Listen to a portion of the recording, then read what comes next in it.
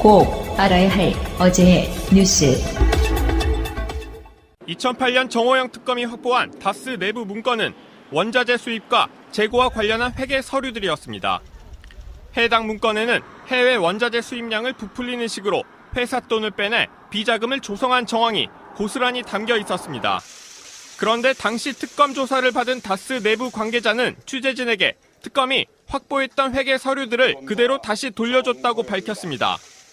특검이 비자금 120억 원을 발견하고도 회사에 돌려준 데 이어 주요 증거물까지 피의자에게 돌려준 겁니다. 당시 다스에선 주요 문서들에 대한 폐기가 이루어지고 있었습니다. 빼돌리라 한 게 아니고 소각하라 하는 거야. 아직 없애려고 그러지. 실제 다스 측은 이동영 부사장 등 임원 지시로 특검이 돌려준 문서들을 모두 폐기했던 것으로 드러났습니다. 특검에서 해당 서류들을 검토한 것은 물론 범죄 혐의까지 포착했다는 의혹도 제기됩니다. 당시 특검이 문건을 돌려주면서 이 문건들을 보면 다스가 어떻게 비자금을 만들었는지 알 수 있다는 설명까지 했다는 겁니다. 이 때문에 특검이 다스 실소유주를 규명할 증거 은폐를 도운 것 아니냐는 지적도 나옵니다. 실제 복수의 다스 관계자들은 특검 조사가 요식 행위에 불과했다고 입을 모았습니다. 근데 특검이 왔는데 특검 저 검사가 뭐 한번 하는 사람 와 사장실가 급해내면 바로 갔어. 그게 다야. 금방 왔자 금방 왔다. 당시 정호영 특검은 꼬리곰탕을 먹으며 이 전 대통령에 대한 대면 조사를 2시간 만에 끝내기도 했습니다. 어제 민변과 검찰에 국정원 내부자로부터 편지 한 통이 도착했습니다. 민변에 제 이름으로 해서 편지가 왔습니다. 설마 했던 일이 또 벌어졌다라는 것. 편지에는 검찰이 지난 2014년 3월 이른바 서울시 공무원 간첩 사건의 증거 조작 수사를 위한 검찰의 압수수색 때 국정원에 짜여진 각본이 있었다는 내용이 담겨 있었습니다. 국정원이 검찰의 압수수색을 대비해 위장 사무실을 만들고 허위 서류를 제출했다는 겁니다. 검찰 압수수색팀을 허위 위장 사무실로 안내를 했습니다. 모든 것이 끝나고 나서 자출견을 열었다라는 얘기까지 하고 있습니다. 이런 각본엔 상부의 허가가 있었다며 구체적인 보고라인과 담당 실무자들의 실명도 편지에 적혀 있었습니다. 제보자는 조직의 곪고 썩은 부분을 하루속히 도려내야 하는 바람에서 이실직고 했다며 편지를 보낸 이유를 밝혔습니다. 앞서 검찰은 2013년 원세훈 전 원장의 대선 개입 수사 때도 국정원이 위장 사무실을 만드는 등 사법방해 활동이 있었다고 보고 서천호 전 국정원 2차장 등 관련자 6명을 지난달 26일 구속 기소했습니다. 검찰은 새롭게 제기된 국정원 사법방해 의혹을 서울중앙지검 공안 2부에 배당하고 본격 수사에 착수했습니다. 북중 접경 지역인 중국 지린성 기관지 길림일보에 보도된 핵무기 대응 방법입니다. 피폭시 대응 매뉴얼 등이 사파와 함께 나와 있습니다. 중국 내 소셜미디어를 중심으로 전쟁에 대한 우려가 퍼져나가자 중국 관영 매체 환구시보가 관련 사설을 냈고 논란은 더 커졌습니다. 한반도에서 전쟁이 발생하면 북한의 첫 공격 대상은 한국이고 미국과 일본이 그 다음 대상이 될 것이기 때문에 중국이 직접적인 영향을 받을 가능성은 작다고 주장한 겁니다. 이런 내용이 국내 언론에 비중 있게 소개되면서 불안감을 키웠습니다. 그러자 정부도 근거 없는 한반도 위기설에 대해 조기 차단에 나섰습니다. 가정적 상황을 전제로 불필요한 오해를 야기하거나 한반도의 평화 안전에 부정적인 영향을 미칠 수 있는 언급은 자제할 필요가 있다는 것이 우리 정부의 기본 입장입니다. 또 다른 외교부 관계자도 당장 미국이 군사적 행동에 나설 가능성은 낮다며 중국 매체들의 보도에 대해 신경 쓰지 않아도 된다고 설명했습니다. 합동참모본부도 이례적으로 우회적인 비판에 나섰습니다. 우리 대한민국 국민들은 우리 안보 상황에 대해서 우리 기자분들의 기사를 더 신뢰할 거라고 생각됩니다. 환구시보는 해당 사설을 사이트에서 삭제했지만 우리 정부는 적절한 경로를 통해 해당 언론사에 입장을 전달하겠다고 밝혔습니다. 방송 중간에 좋아요를 눌러주시면 새날팀들에게 큰 힘이 됩니다. 미리 감사합니다. 트위터가 진짜 언론입니다. 오늘은 신비데이. 자, 신비님 나오셨고요. 예, 반갑습니다. 자, 그리고 명종님. 안녕하세요. 유명중입니다. 그리고 마차님. 안녕하세요. 마차입니다. 예, 목소리 활짝 좋고요. 목소리도 예뻐지고 있어요. 예, 가족끼리는 작업하지 마시기를. 저 할 얘기가 있어요. 예. 정말 짱돌 들고 오라겠다고 있잖아요. 집회 때 짱돌을 그냥 5개를 들고 오신 분이 있어요. 이명박 잡으러 가는 거죠? 예, 그날 섬찟했어요, 진짜. 주먹만한 걸 5개를 들고 와서 저한테 보여주는데. 그러지 마십시오, 진짜. 탁 끌고 다니시던 분이죠? 예. 광화문에 항상 나오시는 분. 이명박 집에 던지지는 마세요, 일단은. 큰일 납니다. 왜냐면은 그게 빌미가 돼가지고 또 역풍 부니까. 국외기전도 되죠. 정말 끝까지 평화적으로 하시고요. 결국은 이명박 구속된다 이렇게 믿고 있잖아요. 자, 알겠고요. 다 고생들 하셨고요. 그 집회 가셨던 분들. 자, 오늘 방송에 이제 본격적으로 시작할게요. 전할 이야기는 많고 시간은 없고 이런 거죠. 자, 오늘 뉴스 간단 코멘트 한번 들어보겠습니다. 이명박 정부 시절 40여 개의 여론 조작용 사이버 외곽팀을 운영하는데 국고 65억 원을 잘못 쓴 혐의로 원세훈 전 국정원장과 이종명 전 국정원 3차장이 기소됐습니다. 정치 공작, 방송 개입은 향후에 추가로 기소한다고 합니다. 국고 65억 원을 잘못 썼다 이런 것보다 탕진했다라고 했죠. 이런 표현이 괜찮을 것 같고요. 예, 다음이요. 푸틴 러시아 대통령이 사선 도전을 발표했습니다. 내년 3월에 있을 대선에 당선되면 24년 집권이 됩니다. 스탈린의 뒤를 잇는 장기 집권입니다. 이분 정말 어마어마하세요. 중간에 중임제하고 연임제가 있잖아요. 네. 그렇지. 근데 두 번만 하는 중임제하고 달리 연임제는 연속해서만 안 하면 돼. 그러니까 중간에 자기가 총리를 하고 당시에 총리였던 사람을 대통령으로 옮겼던. 네. 그래가지고 나중에 또 법을 바꿨어요. 대통령 임기를 4년에서 6년으로. 그래서 이게 만약에 내년 3월 달에 대선에 당선되면요. 24년 동안 장기 집권하게 되는. 세다. 러시아 역사상 대단한 거죠. 네, 스탈린 이후로 최장기고 그러면은 18년보다는 굉장히 앞서네요. 그러니까 우리 관점에서 보면 이분도 박정희급이죠. 박정희 18년인데 이분은 24년대요. 이제 나중에. 와, 대단한 거예요. 결국은 러시아의 민주주의가 후퇴되고 있다 이렇게 보시면 됩니다. 사실 계속 민주주의 시작이죠, 거기는. 예, 계속 이렇게 바꿔줘요. 그래서 경제가 지금 별로 안 좋고요. 국민의 입장에서는 계속 바꿔주는 게 좋다. 다음. 국회를 찾은 이국종 교수가 중증외상센터는 예산 증액만으로는 안 된다라고 말했습니다. 진정성과 디테일을 강조했습니다. 그 정권 연장 싱크탱크에 나간 내용이에요. 우리 방송에 이미. 그러니까 예산만 높여주면 되는 게 아니고요. 이런 게 있대요. 의사 한 명이 거기에 들어오면 거기에 대한 인건비를 지원해주는 방식인데 일단 의사들도 힘드니까 안 하려고 하고요. 관련대학 의사만 증원하면 되나요? 간호사도 필요하고 인력이 필요하죠. 그 예산에 대해서는 그게 없는 거예요. 지원이 없는 상태인 거고. 더군다나 법은 열심히 만들어 놓지만 현실적인 지원이 안 되기 때문에 힘들다. 정말 힘들다는 이야기를 했던 것 같습니다.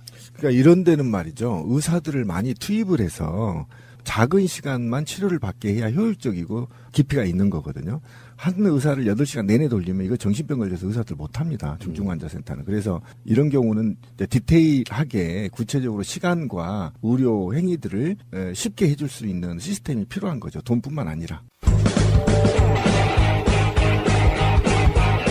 제도로서의 민주주의가 흔들리고 구타는 일은 이제 없습니다. 민주주의가 밥이고 밥이 민주주의가 되어야 합니다. 여러분들이 피자 좋아하십니까? 예, 저 네. 혼자 한 판 다 먹습니다. 지금 이것 때문에 지금 어쨌든 전공로 총파업 들어가야 되겠습니다. 왜 이래요 또? 누구는 피자 쏘고 누구는 안 쏩니까? 기재부만 피자 쏘고 우리 지방 공무원들 안 쏘죠. 그러니까 일 열심히 하란 말이야. 열심히 하고 있잖아요 지금. 문재인 대통령이 기재부 직원들, 그러니까 지금 국회에서 예산 통과했고 그 예산 짜고 이러느라고 또 법이 통과했으니까 거기에 맞춰가지고 뭔가 작업을 해야 되잖아요. 우리나라 예산을 집행하는 기관이 기획재정부인데 기획재정부 직원들한테 피자를 쐈는데요. 350판. 와, 놀았어. 근데 이게 사실상 저가 피자라서 그렇게 많은 비용이 들어간 건 아니에요. 브랜드 얘기해도 되잖아요. 피자마루. 네. 지금 뭐 이니 피자로 난리가 났대요. 이니 피자로 난리 났. 우리 동네도 이 피자 마루가 있었는데 그 가격이 없어졌어. 일단은 전공로 조합원으로서 강력하게 항의를 하고요. 100만 공무원한테 다시 다 한 판씩 쏘라고 강력히 촉구합니다. 누구는 공무원이고 누구는 공무원 아닙니까? 일단 만약에 안 쏘면 총파업을 돌입하겠습니다. 악플을 부르는.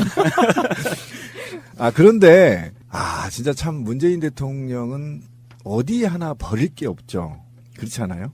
아니 이 피자마루를 선정을 하는데도 굉장히 꼼꼼하게 다 찾아보셨더라고요. 예, 바로 그거죠. 이 피자마루라는 브랜드는 국내 브랜드인데 창사 이래 분쟁이 한 번도 발생하지 않은 브랜드로 유명하다고 합니다. 피자마루가 어쨌든 사회적 봉사와 가맹 접주와의 상생을 실천하는 대표적인 기업이라는 거죠. 그러니까 피자를 그 똘박들은 이게 피자 한 판 쐈다, 돈 어디서 쐈냐, 이렇게 또 트위터 날리고 그러죠. 지 돈으로 쐈냐, 국비로 쐈냐, 이렇게 쏘는데, 그게 아니에요. 이게 지금 피자 한 판이 갖고 있는 함의는요, 대단하더라고요. 그러니까 지금, 파리바게트 하고요. 그 다음에 각종 피자헛, 미스터 피자들이 갑질로 지금 사회적 그렇죠. 물의를 일으키고 있잖아요. 예, 맞습니다. 그런데 이 지금 피자집, 피자마루는 사회적 봉사와 가맹점을 꾸준히 지난 상생을 통해서 기업을 발전해 왔단 말이에요.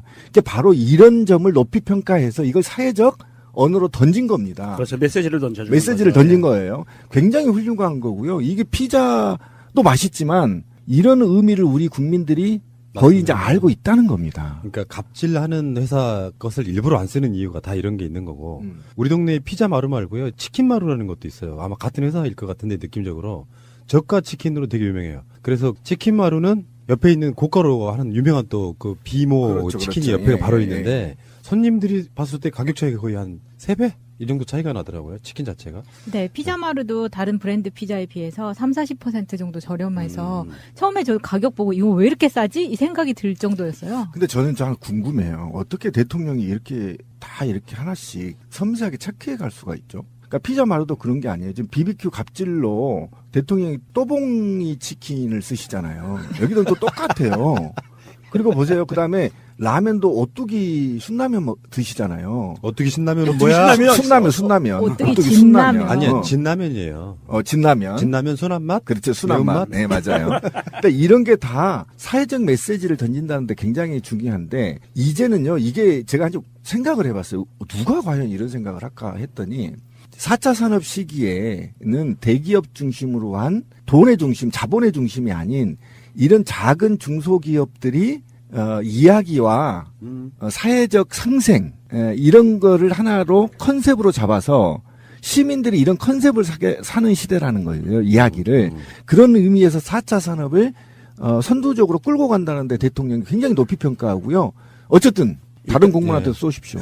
경고합니다. 일거양득이라고 보는데 대통령의 행위는 그냥 하는 건 없잖아요. 어떤 피자를 쐈느냐도 중요한데 그게 다 의미가 포함되어 있다 이렇게 보시면 될 것 같고 공무원들한테 이런 모습을 보여주는 게 공무원 사기 진작에 도움이 될 것 같은데 굉장히 좋죠. 기재부를 제외한 모든 공무원들은 사기가 떨어진다. 총파업에 들어가.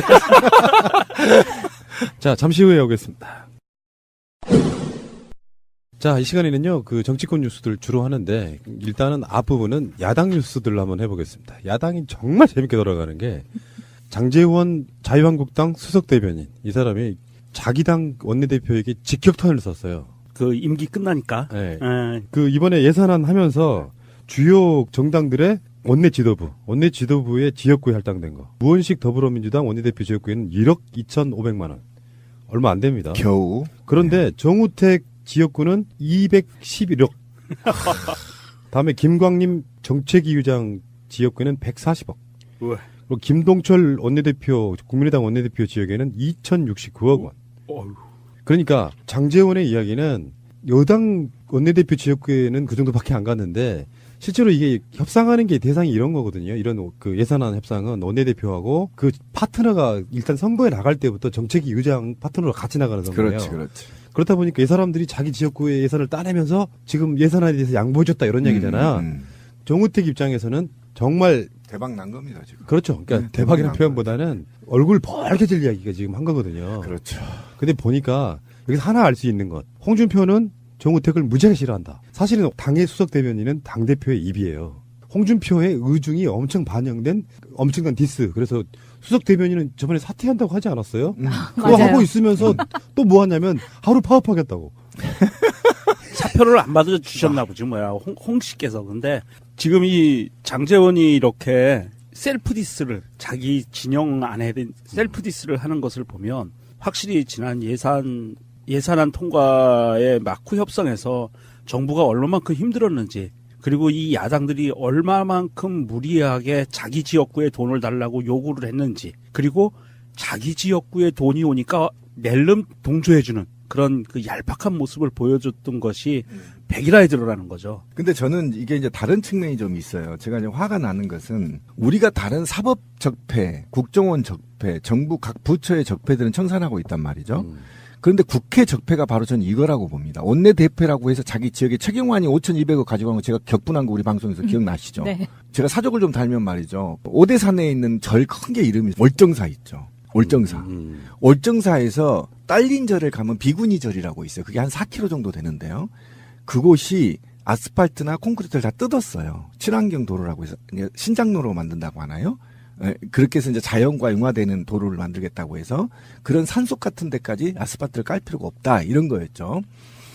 그런데 최경환 같은 경우는 자기 동네 마을 동네까지 다 아스팔트 깔았잖아요. 갔다가 이게 정치가 아닌데 이번에 제가 이 두 가지로 보는 이유는 장제원이 셀프디스 한 거지만 결국은 아직도 원내대표니 어쩐지 아까 말하는 간부들의 임원들의 예산 나눠먹기에 빠져 있구나. 어떻게 패륜 세력인 정우택 지역에 이렇게 많은 돈이 갈 수가 있죠. 전 도대체 용서가 안 되는데 그 대목은 이제 그렇게 용서가 안 되는 부분이고 이거는 반드시 적폐를 청산해야 된다는 게 첫 번째.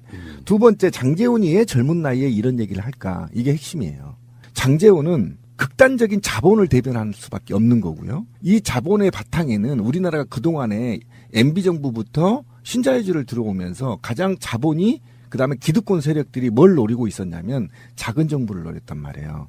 그런데 이 장제원의 생각은 니네 공무원 중원을 합의해주고 그러고 나서 니네 지역구 돈 가져갔지 이렇게 비난하는 겁니다. 그 말은 뭐냐면 계급적으로 철저하게 장제원은 자유시장 체제를 유지하려면 공무원 수를 줄여야 되고 공무원이 갖고 있는 권한들을 민간에 위탁해야 돼 자기들 먹잇감이 있는데 그렇지 않고 공무원을 자꾸 늘려놓으면 다시 공영제로 돌아가면 우리 자유시장 경제가 무너진다 이렇게 보고 있는 겁니다. 굉장히 계급적으로 보고 있어서 이게 얼굴이 제가 봤거든요. 붉어지면서 이거를 역설하고 있단 말이에요. 그러니까 이게 결국은 자기 계급에 정확하게 복무한 발언이에요. 굉장히 싸가지 없는 발언이고요. 지난 신자유주의 체제에서 어떤 현상이 벌어졌냐면 무차별적으로 민영화가 돼서 지금 우리나라의 경제가 붕괴된 이유가 그거 아닙니까? 수자원부터 뭐 철도까지 모조리 다 팔아먹었단 말이에요. 이름에도 불구하고 작은 정부를 계속 지향하고 있는 장제원의 정치적 철학 이념이 드러나고 있는 거죠. 그러니까 자기 동료를 씹더라도 절대 이 정부의 공무원들을 지원하면 안 된다. 이게 바로 이 장제원의 정치적 철학입니다. 예, 이번 예산안의 기본적인 투쟁 과정은 사실은 문재인 표 복지와 SOC의 싸움이었다고요. 그렇죠. 이 SOC를 최대한 줄인 상태에서 복지로 가자 이런 방향성인데 결국에는 그 법을 만드는 구성원들인 국회의원들에 의해서 올해도 여전히 SOC는 가져갔습니다. 그렇죠. 그러니까 예산은 한정돼 있고 복지는 줄여야 SOC를 가져가는 거고 SOC를 줄이면 복지로 그만큼 가는 건데 그래서 뭐 대표적인 건 아동수당 같은 얘기가 나오는 거고요. 근데요 SOC가 100억 이상 증액된 곳이 111건인데요 이번에 영남이 최대 수혜를 입었어요. 36%예요 그중에 영남에 가져간 게. 예. 그런 관점도 있고 무슨 말이겠어요. 자기들이 최대한 영남 지역에 일하면 대부분 다 자유한국당이나 바른정당 소속들이잖아요. 그 사람들이 자기 지역에 SOC 챙겨가는 게 그렇다니까. 복지를 반대하는 건 사실은 겉으로 된 명목이에요. 포퓰리즘이라고. 그렇죠. 자기 지역에 SOC 가져가는 부분이 뒤에 숨겨놓고 그걸로 딜을 하는 거야. 이거 주면 이거 찬성해줄게 이런 관점으로. 그리고 국민들도 좀 바뀌어야 됩니다. 자기 지역 국회의원이 중앙정부에서 돈 따오는 거 좋아하지 마십시오. 결국은 그게 다른 지역의 차별을 낳고요. 굉장히 안 좋습니다. 중앙 의원들은 중앙 정부의 일을 하면 되는 겁니다. 그런데 그거를 자기 지역에 돈 갖고 가서 그 지역의 맹주로 내 돈 중앙에서 몇천억 따왔다 이렇게 해서 이제 맹주로 자리를 잡으려고 하는 거 아닙니까? 그런 거 굉장히 좋지 않습니다. 제가 지역에 가도요. 그런 얘기를 종종 해요, 어르신들이. 제가 그래서 한 소리씩 해요. 그런 얘기 하지 마십시오. 그런 얘기 해서 결국 이렇게 되는 거 아닙니까? 라고 얘기하지만 우리도 바뀌어야 돼요. 중앙 의원들은 중앙 국가 나라 살림 해. 지역에 돈 따오지 말고. 앞으로 이제 문재인 대통령이 개헌 때 지방 분권 개헌 한다고 하면 이제 예산이 자동으로 내려가니 그런 거 쓰지 말고 중앙정부 중앙정치 하라고 해야지. 돈 따온 정치 다음에 또 찍어주면 또 이런 일이 반복된다고. 그러면 국가 전체의 복지나 이런 것들이 뒤로 후퇴된다. 그 동네 가서 아스팔트 좀 더 많이 깔면 다리 하나 더 놓으면 그것이 뭐가 더 지역 발전이 있다고. 차라리 사람한테 투자한 게 낫다. SOC보다. 근데 이제 SOC에 대한 이야기는 사실 설왕설래가 좀 있는데 그중에 이제 이런 건 광고하면 안 돼요. 아직 낙후된 섬 또 산간 지역 이런 거 개발하는 건 SOC 필요합니다. 차라리 그런 데 가면 되죠. SOC 예산이 다 나쁘다는 건 말이 안 되는 건데 그렇죠. SOC는 기본적으로 현역 국회의원들의 상징 같은 거잖아요. 나 이만큼 따왔어. 이게 실적 계속 이야기를 해야 되기 알리기 때문에 가장 좋은 거죠. 그래서 실제로 이번에 그 SOC 예산이요. 문재인 정부가 제출한 게 17조 7천억이었답니다. SOC 관련 예산이. 근데 1조 3천억 원이 늘어났어요. 그러니까 SOC 예산은 늘리고 복지 예산은 깎고 이런 방식으로 갔다. 자, 어쨌건 안타깝습니다. 장제원이 한 말 중에요. 이 사람들이 이제 국회의원 지역구에서 뽑히기 위해서 국회의원 아주 영원히 해먹어라 뭐 이런 식으로 약간 저주를 했는데 반대로 말하면요. 장제원도 국회의원 영원히 해먹으려고 이당 갔다 저당 갔다 했던 바로 그런 인물 아닙니까? 맞습니다. 똥 묻은 개가 개 묻은 개 서로 이렇게 나무라고 있는 그런 모양새고요. 젊은 놈이 좀 정신 좀 차리십시오. 그렇죠. 정우택 입장에서는 정말 지워받고 싶겠어요. 국민의당의 대표는 국민의당을 그릇된 방향으로 이끌어가려 하고 있습니다. 반문재인, 반개혁, 반민심의 적폐연대가 될 것입니다. 이제 우리 국민의당 6개월 앞으로 다가온 지방선거 승리를 위해서 매진해야 합니다. 오늘 토론회가 국민의당의 미래와 승리의 길을 모색하는 자리가 되기를 기대합니다. 국민의당 사실상의 분당 상태라고 보시면 돼요. 국민의당은 평화개혁연대 바른정당과의 통합을 반대하는 국회의원들이 모여서 만든 이를테면 박지원, 천정배, 정동영 이런 사람들이 주축해서 만든 거예요. 평계련이라고 하죠. 뭐 그렇게까지 줄일 필요는 없고요. 평계련. 잘 만들죠. 그쪽이 예. 또 그런 얘기들을. 근데 평화개혁연대의 행사, 모임, 토론 자리에 안철수 대표가 갑니다. 아, 왜 가요, 거기? 자기를 반대하는 사람들의 모임에서 회의를 하는데 욕먹으려고 작정하고 가는 거죠. 두 가지겠죠. 하나는 나 이렇게 소통하려고 노력한다는 걸 보여줘야 되고요. 두 번째는 오히려 자기를 지지하는 사람들한테 나 여기 가서 이렇게 홀대당했어? 그런 거 많잖아. 옛날에 왜 김무성이가 일부러 봉화마을에 노 대통령 추도식에 참석하는 거랑 비슷한 거. 그러면 반대쪽에서 이제 막 홀대당하고 막 물 같은 거 세례 맞고 그러면 이제 이쪽에 한쪽이 더 지지율 올라오고 막 이런 게 있잖아요. 그러니까 이거 일종의 인증이죠. 일단은 나 이 사람들하고 소통하려고 엄청 노력한다 이런 건데 그 자리에 갔더니 이제 안철수가 말할 때마다 뭐 인사말 하지 마. 네가 여기 와. 반말이죠 뭐. 철수해. 그렇지. 뭐는간 안철수는 올라가라 뭐 이런 식으로. 아니 근데 그런 말을 들으면서도 꿋꿋하게 그 발언을 하는데 그 발언을 하는 얼굴 표정 보셨어요? 웃으면서 계속 얘기를 하는 거예요. 근데 그 웃는 표정은 뭐냐면 어처구니 없다. 이런 그러니까 표정이에요. 청중을 되게 무시하는 듯한 웃는 모습. 웃긴 거죠. 자기 입장에서는. 그러면서 어떤 상황이나 이런 게 벌어지면 있잖아요. 안철수 자체가 좀 약간 꽁한 스타일이잖아. 대범하지는 않아. 그러니까 사람들이 막 소리를 지르고 철수의 뭐 욕설 비슷한 게 쏟아지니까 안철수 입장에서는 연설은 다 하지만 그렇지만 저런 거 보면서 안철수 스타일상으로 그런 걸 보면서 나는 통합을 해야겠구나라고 생각을 굳힐 스타일이에요. 맞아요. 근데 어쨌든 안철수가 소회의실 갔죠. 6일날 소회의실 가서 이제 반대 세력이 얼마만큼 그 의지가 강한지도 확인했고, 그다음에 그 다음날 바로 그렇게 해도 난 통합할 거야라고 발언해버렸어요. 아까 권 PD가 얘기한 대로 반대 세력이 응집, 우리 대표가 저렇게 당하고 있다. 우리도 응집하자. 이런 의미에서 이제 양의면을 갖고 있는데, 그런데 지금 가장 큰 문제가 있어요. 그러니까 지금 안철수의 변하지 않는 철학이 있어요. 내년 7회 지방선거에서 3자 구도로 가야 우리가 이긴다.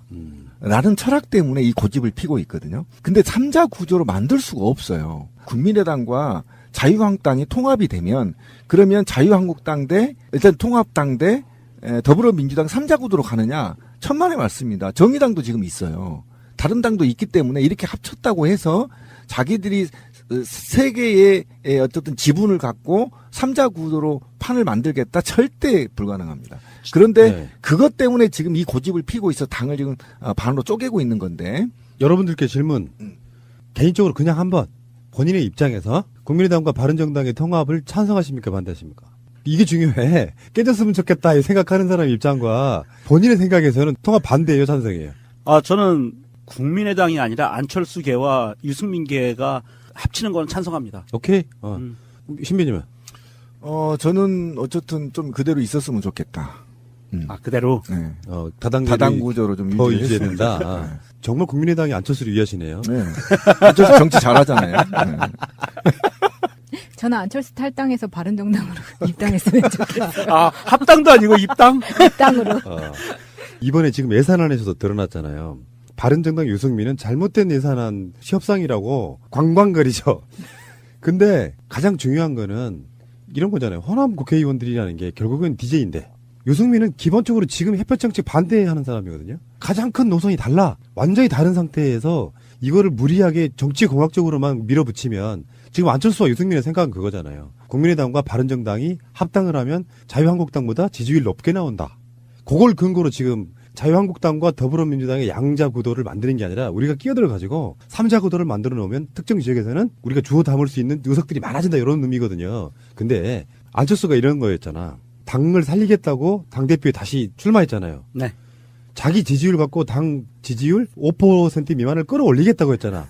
근데 더 떨어지거나 답보 상태예요. 쪼개거나 쪼개기 위기에 왔죠. 근데 지금 이 상태에서 바른정당하고 합당을 했는데 지지율이 자기가 그 여론조사에서 19%까지 나왔대. 그래서 자기들이 2당이라는 거야, 지지율로. 예상 지지율. 근데 막상 합당해놓으면 그렇게 안 나와요. 안 나오죠. 똑같아. 그러니까 합당했으니까 지지율이 한 1%는 오를 수 있어도 그게 무슨 의미가 있냐고.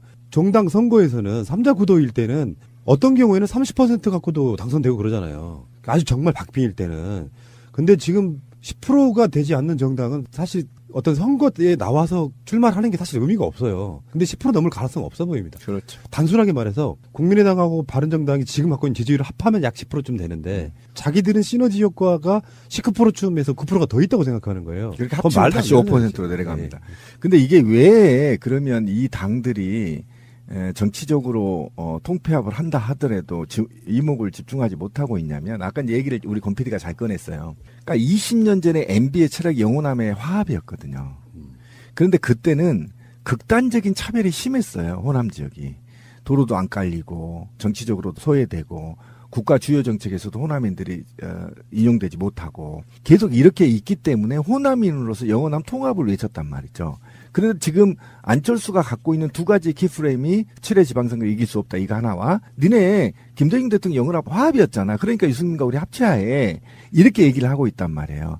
이렇게 얘기를 하고 있는데 실제로 이것이 과거처럼 만약에 20년 전이었다면 아마 대박 났을 수도 있어요. 근데 지금은 영남이나 호남이나 차별을 느끼지 않아 잘. 세상이 바뀌었단 말이죠. 그런데 아직도 20년 전에 영호남 화합론을 들고 나온단 말이죠. 그러니까 호응을 못하는 겁니다. 지금 첫째가. 이게 가장 큰 문제고 두 번째가 뭐냐면 이게 있어요. 지금 문재인 정부가 있잖아요. 굉장히 민주진보 정부로서 굉장히 지금 독보적으로 잘하고 있죠. 거기다가 더불어민주당이 오히려 더불어민주당의 스펙트럼이 정치적 이념 스펙트럼이 극우에서 극좌까지 들어가 있단 말이에요. 그러니까 모든 계급적 이념들이 다 품고 있어 버린단 말이에요. 그렇다고 치면 이 상태에서 아예 이제 자유한국당은 내놓은 자식이란 말이에요. 저거는 이제 극우도 아닌 아예 폐륜 세력들이란 말이에요. 그럼 그 폐륜 세력에서 약간 언저리에 있는 국민의당과 바른정당이 있단 말이에요. 그런데 국민의당의 한계는 어디에 있었냐면 전남에 있어요. 왜 그러냐면 더불어민주당의 혁신에 반대해서 기득권 세력들이 나갔단 말이에요. 그리고 자유한국당에서 일부 자기의 손에 피를 묻히기 싫어서 박근혜 적폐 세력 중 일부 나갔지만 부하내동한 세력이란 말이에요. 그러니까 이 세력들이 뭉쳐서 무엇을 만들 거냐의 문제가 걸려 있단 말이에요. 근데 국민들이 예전에는 촛불혁명 이전에는 잘한다 한번 해봐라 이렇게 밀어줄 수 있어요. 그런데 지금 국민들이 깨어 있어요 지금. 그래서 니네들이 합쳐서 어떤 정치를 할 건데라는 물음에 답을 못 주고 있습니다. 지금 이 양당이. 쉽게 말하면. 그러면 보다 더 진보적인 정책을 내놓거나 아니면 정말 우리가 말하는 이념적 보수 정치를 올바르게 내놓거나 평화를 유지하고 뭐 이런 것들을 내놔야 되는데 이들이 만들어낼 수 있는 게 한번 김동철인가요? 원내대표가 무슨 얘기를 한 줄 아세요? 저는 이 새끼를 짱돌을 이빨을 조사버릴 거예요. 진짜 만나면. 왜 그러냐면 언제까지 적폐정국으로 갈 거냐? 또 고소 들어오겠고. 7일날 고소하세요. 나 이거 진짜 법정에서 조사버릴 거. 아니, 한번 생각해보세요. 자기 당이 더불어민주당을 이기고 집권까지 수권까지 가겠다는 새끼가 원내대표가 하는 소리가 언제까지 적폐청산 전국으로 갈 거냐. 빨리 적폐청산을 종식하고 정치다운 정치를 해야 된대. 미친 새끼죠. 지금 국민들 적폐청산 아직 시작도 안 했다고 생각하는데 어디 건방지게 지가 원내대표란 자가 그래놓고 호남인들 몰아내고 자기들이 몇몇 한 7명 데리고 나가서 유승민 있잖아요. 날개 달아줄 일 있습니까? 원내대표 만들어주겠다는 거 아니고 가지고 원내정당 만들어주겠다는 거 아니에요. 그런데 기본으로 들어가 봐야 될 것 같아. 네. 왜 이런 현상이 일어났을까? 안철수는 저는 그렇게 어떤 정치적인 구상을 할 수 있다고 생각해요. 왜냐하면 계속 답보 상태에 있으니까. 그러니까 그게 구시대 방식이라는 거예요. 자기가 제가 얘기하기를 자기가 열심히 해서 국민한테 마음을 얻어야 되는데 안 되니까. 그러니까 문제는 왜 이런 현상이 일어났느냐. 일단 이거 한번 보고 싶어요. 국민의당의 구당초라고 하는 당을 구하는 초선들의 그렇죠. 모임 이런 네. 거거든. 이 10명 정도 있는 그 모임 있죠. 그 모임도 지금 통합 반대하고 있거든요. 그럼 아까 평계련하고 합쳐가지고 사실은 이게 이렇게 저렇게 하면은 국민의당 반 이상은 반대하고 있다고 보는데 안철수는 지금 저번에도 말씀드렸듯이 이제 자유한국당을 접수하고 싶은 그 욕심 같은 게 있는 거고요. 근데 문제는 왜 이렇게 안철수가 당내에서 비토당할까 생각해보면 국회의원들은 지금 대선 국면은 아니지만 대선 주자인 사람과 아닌 사람의 구분을 정확히 해내죠. 그러니까 안철수 그늘 아래서 뭔가를 해보겠다고 만들어진 게 국민의당인데 안철수가 그들이 보기엔 대선 주자로서의 상품 가치가 확 떨어져 있는 상태라 그렇죠. 이제는 무시하는 거예요. 혹시 그거 보셨어요? 국민의당의 모 국회의원 이름 잘 모르겠는데 그분이 정말로 이유식을 들고 나왔어. 안철수 깔려고. 정치를 잘 모른다 이거야. 구상유치란 표현 쓰잖아요. 아이들한테 전 냄새 난다고. 그래서 정말로 이유식을 들고 나왔다니까? 그 정도로 무시당하고 있는 이유는 뭐겠어? 이 사람은 몇 년 동안 지켜보니까 정치인 자질이 안 되고 대선은 꿈도 꾸지 마. 반대로 말하면 호남권에서 안철수 등이 없고 당 뛰어나왔던 사람들이 이제는 안철수를 버리는 과정인 거지. 이 사람 안 되겠구나. 그런 상태로 가는 거죠. 그렇게 지금 수순이 벌어지고 있으니까 안철수가 바보가 아닌 이상에는 그것을 자기가 피부로 느낄 거란 말입니다. 그렇다가 보면 자 정당의 지지율은 바닥 거의 0에 수렴했고 본인의 그 지지율도 안 나오는 거고 거기에 더불어서 국민의당 내에서 자기는 왕따를 당한다라고 딱 느끼는 순간 이 안철수가 취할 수 있는 길은 밖에서 힘을 기르는 것밖에 없는 맞습니다. 거예요. 그렇죠. 그러니까 지금 부부로 따지면 각방 쓰고 있는 거예요. 네. 각방 쓰고 있어서 밖에 나가 있는 사람과 내통하는 거고 지금은 심리적 분단 상태가 맞아요. 아까 제가 질문 드린 것처럼 그러면 분당을 해야 좋아요? 탈당 합당을 해야 좋아요? 묻는 이유가 우리 입장이 좀 애매해진 거예요. 안철수를 위한다면 그냥 있어라. 근데 안철수가 망하길 바라면 오히려 합당을 해라. 그러니까 뭔가 우리가 스탠스가 좀 이상해진 거지. 아니 그러니까 국민의당이 분당이 되면서 호남 쪽에 기존의 그 국민의당 호남계 쪽으로 해서 한 23석에서 5석 그렇게 하고 그다음에 안철수 쪽으로 이제 39석 중에서 나머지 이렇게 안철수로 가고 그 숫자하고 바른정당하고 합쳐서 또 바른정당의 일부는 자유한국당으로 다시 복귀하고 그러면 이제 원내정당이 4개가 되는 거죠. 저는 그런 구도가 더 좋다고 봅니다. 안철수 주인이 누구이냐라는 생각에 있어서 지금 이 상태에서 안철수가 헛정치를 못하게 발목을 잡아놓는 게 좋지. 20석 저쪽으로 가가지고 이제 거기에 영향력을 높이면 저는 어차피 일부 MB 세력들이 귀합되고 있다라는 느낌을 제가 지금 받을 수 있는 거고요. 그다음에 이후에 바른정당이 굉장히 불안합니다. 만약에 합쳐서 다시 자유한국당으로 결합할 가능성이 있기 때문에 제가 반대하는 겁니다. 그래서 지금 그대로 두는 상태가 좋은 거고, 그 다음에 이제 제가 저는 이제 안철수만 욕하는 게 아니라 천정배하고 전동용하고 박지원 이분들한테 전 얘기하고 싶어요. 이제 김대중 대통령의 철학으로 호남에서 기득권을 유지하는 시대는 갔다.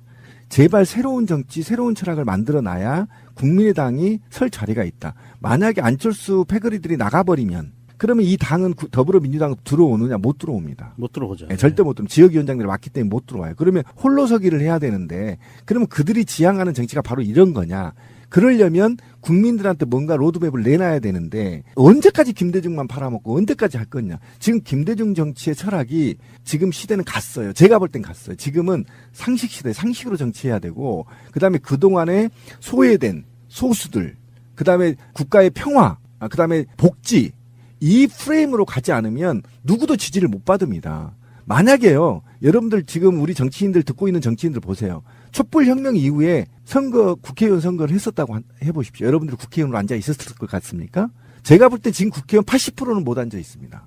야당에. 그런 정신 바짝 차려야 된다. 예. 이게 상징적인 것 같아요. 그 소리 지르던 사람들에 대해서 기자들이 나중에 물어봐요. 선동하는 사람은 있기 마련이죠. 일일이 반응할 수는 없고 함께 고함 지르지 말고 자기가 가진 생각을 열심히 설득하는 대화를 통해서만 서로를 이해할 수 있다. 그러면서 이제 계속 이건 제가 보기엔 인증이에요. 나 이렇게 노력했다? 그거 남기는 과정인 것 같고 박지원 대표가 이렇게 말했습니다. 그렇게 받아들인다면 안철수 대표는 지도자가 아니다. 어떤 사람이 선동한다는 식의 시각을 갖는 것은 옳지 않다. 그것 때문에 지금 리더십을 지적하는 것이다. 그러니까 당신의 그런 스타일 때문에 리더십이 없다고 지적하는데 똑같은 방식으로 대응하느냐 이런 거였고요. 심리적 분당 상태. 이거를 어떤 분이 총대를 딱 메고 자 우리 당 깨자. 쉽게 깨지지 않는 게 서로 나가라고 하고 있거든. 그렇죠. 나가긴 싫지. 창당하기는 정말이 어렵거든요 이게. 그러면 이렇게 하면 좋은데요. 국당, 민당 이렇게 나눠서. 솔로몬의 지혜 같은 거네. 몸을 찢어가는 거. 제가 볼 때는 어쨌든 지금 12월 중하순이 고비라고 한다는 거죠. 1차 고비가. 원래요. 특정 당에 좋아하지 않는 당의 내용은 길수록 좋아요. 그냥 즐기는 거지 뭐. 우리가 말하는 것도 재밌고. 알겠습니다. 잠시 후에 다시 오겠습니다. 자, 방송하는 오늘 12월 7일 감사원장 지명했죠. 문재인 대통령이 정말 오랜 시간 끝에 이미 12월 1일 날 전임 감사원장의 임기가 끝났어요. 황찬현. 근데 문재인 정부가 최근에 이제 홍종학 중소벤처기업부 장관의 인사청문회 이후에 더 강화된 인사에 대한 기준을 내놨잖아요. 근데 거기에 대해서 찾다 보니까 굉장히 많은 사람들이 결격 사유가 있었던 건데 드디어 찾아냈습니다. 그 정도의 공직이 올라가려면 다 뭐 기본적으로 유장전이 한 건씩은 있을 거 아니야 뭐 이렇게 이야기해 왔는데 지금 지명되신 분 이분 최재형 사법연수원장 이분이 7대 인사 원칙을 충족하는 분이래요. 징하신 분이네요. 그리고 이분이 그렇지 좀 인생을 참 못 사셨다. 그래서 이게 이분 별명이 또 미담제적이에요. 그 이야기는 이따가 하시기로 하시고 감사원장이라고 하는 자리는 그 역할만 잘만 한다면 국정농단이나 공무원들의 비리는 있을 수 없는. 이전 정부에서 거의 아무 일도 안 했다는 곳이 감사원이죠. 네. 제가 계급품을 물었던 곳입니다. 맞습니다. 네, 여기에 인력과 고난이 대단하거든요. 사실 내용 보면 청와대 감사해놓고 발표 못했잖아요. 감사원 감사는 공무원 사회에서는 굉장히 두려운 존재입니다. 그렇겠죠. 저도 이제 몇 번 받아봤는데 굉장히 까다롭고 한 번 나오면 한 일주일씩 죽치고 서류 다 갖고 오라고 하거든요. 그럼 굉장히 무서운 곳이 감사원인데 그만큼 위험이 있는 곳이어야 되고요. 그 다음에 여기에 철칙은 정치적 중립이어야 돼요. 그리고 성역이 없어야 돼요. 그런데 우리나라 지금 감사원은 헌법에 독립되어 있지만 실질적으로는 행정부의 눈치를 보거나 정치인의 눈치를 본단 말이에요. 저는 있잖아요. 앞으로 감사원장은 직선으로 뽑아야 된다고 생각하는 사람 중에 하나인데 지금 얼마나 힘들게 제가 슬픈 이유는 뭐냐면 그러니까 7대의 원칙이 유장전이 면탈, 논문 표절, 부동산 투기, 세금 탈루, 음주운전, 성범죄 이거거든요. 이걸 찾기가 어려웠다는 겁니다. 문재인 정부가. 찾다 이 사람을 찾아냈다는 겁니다. 왜 늦었냐고 물어봤더니 제가 분노하는 건 뭐냐면 노무현 정부에서 인력풀 시스템이 계속 이명박이가 폐지를 안 했더라면 지금 5급 공무원들 이상 다 관리가 됐고 지금 정도면 이 5급들이 이제 장차관으로 있을 거 아닙니까? 그러면 이후에 우리나라의 공무원들의 인력 풀들이 가득 차 있었을 거예요. 그렇죠. 맞아요. 그런데 네. 그걸 이명박이 폐지해버리니까 어느 놈도 이 7대 범죄에서 벗어나게 찾기가 어렵다는 게 마음이 너무 아팠다는 겁니다. 제가. 그러면 앞으로는 어떻게 할 거냐. 이렇게 찾기 힘든데 인물을. 부정부패 없애고 부정부패만 없어도 제가 복지국가 만들 수 있다고 한 의원들도 있잖아요. 통계가. 그럼 이게 지금 단초가 시작되는 거 아닙니까? 부정부패 찾기를 하는데 거기에 지금 감사원이 이제 내정됐고 깨끗한 사람을 했단 말이에요. 제가 슬픈 이유는 제발 있잖아요. 이 방송을 듣는 공무원들 5급 이상이 있으면 자기 관리하십시오. 기회는 옵니다. 네, 청와대에서는 지금 그 7대 원칙이 다 충족하는 사람이라고 발표를 했고요. 예. 그래도 야당은 찾아낼 거예요, 분명히. 어떤 식으로든 찾아낼 거야. 그래서 이제 또 말도 안 되는 홍종학 같은 논란이 생길 거예요. 그렇죠. 아니 국세청에서 권유한 방식으로 세금을 냈는데 절세를 했는데 그거 갖고 안 된다고 하는 야당이니까 앞으로 분명히 논란이 생길 거고요. 발표하는 순간 야당들은 지금 검색을 시작했을 거예요. 뭐를 어떻게 찍어낼 것인가. 그렇지만 위장 전입, 병역 면탈, 논문 표절, 부동산 투기, 세금 탈루, 음주운전, 성범죄 여기에 해당 안 되는 분이라고 하면은 일단 굉장히 공직 생활을 잘하신 분인 건 맞을 것 같아요. 아, 훌륭하시네. 네. 네. 저도 여기에 빠지거든요. 뭐, 솔직히 말해봐. 위장전입 아들 때문에 했잖아요. 아, 그렇군요. 네. 뭐, 부동산 투기 이런 건 없고? 그거 하나만? 그것도 하나 있어요. 네. 아니, 그거 삐처리해 주세요. 그 한마디에 바로. 어차피 정치 안 할 거니까. 제가 이거 아니죠. 부동산 투기는 아드님이. 재테크 시대잖아요. 재테크 시대 안 한 사람 없잖아요. 아니, 아드님이. 문제가 생길 수 있어요. 삐처리해 주세요. 이거는 뭐 아들이 누군지 모르는데. 네, 모르는데 상관없어요. 그러니까 저 안 좋은 데로 떨어졌어요. 저 같은 경우는 음주운전 하나 있고요. 그건 어쩔 수가 없었어. 그 핑계. 아니, 그러니까 급한 상황이 벌어졌는데 그게 한 10몇 년 됐으니까 뭐 이제 이미 제가 그 사면까지 받은 거라서 솔직히 말씀드리는 거고요. 그러니까 하물며 신비의 길거리 짱돌도 2개가 지금 걸리는데 이분은 지금 엄청난 위치에 있었음에도 불구하고 이걸 준수했다라면 존경할 만합니다. 예. 그러니까 이분이 지금 판사로 있을 때는 유신 시절에 쿠데타 음모로 몰렸던 윤필룡 사건에 연루돼 징역형을 선고받았던 예비역 장성의 재심 사건에서 강압 수사로 인한 허위 재백 사실을 인정해서 무죄를 선고한 적이 있고요. 맞습니다. 아들과 사이를 현직 검사로 둔 무역업체 대표에게 수백억 원대 사기 혐의 등으로 실형을 선고하기도 했고요. 소신껏 판결하시는 분이시고 아까 그 처음에 소개해드렸던 것처럼 미담 제조기다. 어떤 미담이 있습니까? 마차님? 미담 전문가 마차님? 네. 경기고 재학 시절에 다리가 불편한 친구를 등에 업고 이제 등교시킨 일화가 있는데 지금 기사마다 연수원 시절에 그랬다고 하는데 이 친구를 중학교 때 만난 친구인 거예요. 그래서 이 친구가 수술 후유증으로 다리가 불편해져서 1년 늦게 경기고에 입학을 했는데 신촌에서 경기고까지 하루도 빠지지 않고 등교하는데 같이 다녔다는 거예요. 아, 대단하다. 우리 가까운 곳에 이런 분 또 하나 있었는데. 누구 있었는데? 우리 방송을 있었는데 생각이 안 나고 문재인 대통령이가 맞아. 그쵸. 이러기 쉽지 않아요. 그러기 쉽지 않은 건 당연한 거지. 그게 몸무게 얼마 안 나가는 여자도요. 업고 가려 그러면 미쳐요. 친구인데 쉬운 일 그러니까 아니고. 이런 행위에는 인간의 사랑애가 넘쳐나 있다는 거잖아요. 존중에. 맞습니다. 근데 그 친구랑 81년에 나란히 사법시험에 합격합니다. 이거 또 영화 같은 스토리네. 스토리네. 그래서 그 친구는 변호사를 하고 계시고요. 지금 또 같은 교회에서 장로로 또 같이 다니고 계시는 평생 거네요. 친구구나. 네. 대단하네. 그거 영화 한 편 나오겠다, 진짜. 그러니까. 그래서 그 그것만. 친구분 인터뷰에는 그 최 판사, 당시 판사였으니까 신이 보낸 천사다. 법조인의 양심을 생명처럼 소중히 여기는 사람이라고. 그렇죠. 네. 법관들 중에 많지는 않겠지만 자기 소신이 있고요. 내가 법관이 된 이유를 정확히 아는 사람. 이게 그냥 드러나잖아요. 근데 이 나이 정도 되면 장애인에 대한 혐오가 되게 많은 세대거든요.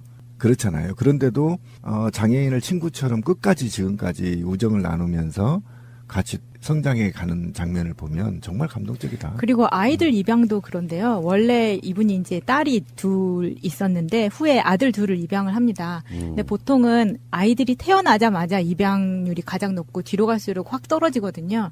근데 두 아들이 첫째는 9개월 때 입양을 했고요. 두 번째 때는 11살 때 입양을 합니다. 굉장히 드문 케이스예요. 그리고 또 기부도 엄청 하셨더만요. 최근에는 그 자녀 2명과 함께 13개 구호단체에 4천여만 원의 기부를 하시기도 했고요. 그러니까 아까 그 친구분, 업고 다니셨다는 친구분이 그런 마인드 가진 사람이면 어떤 공무원을 잘할 거예요. 약자고 소수자인 친구를. 제가 그런 얘기 했잖아요. 근데 이분 결격 사유가 하나 있네요. 뭐요? 새날에 후원 안 하셨잖아요. 달력 신청 안 했어? 달력도 안 사고, 그죠? 왜 이런 분들이 줄을 세우려고 그래? 그래도 그렇지. 달력 하나 사주셔야 되는데. 큰일 났다. 근데 어쨌든 지금, 제가 이렇게까지 몰랐는데 감동적이다. 왜냐면 저도 입양을 생각하고 있었거든요. 아들 하나라. 저 하세요. 근데 쉽지가 않았어요. 아직 늦지 않았는데. 개그 받아줘라 신비야. 편지 받아보니 마차가 안쓰럽네.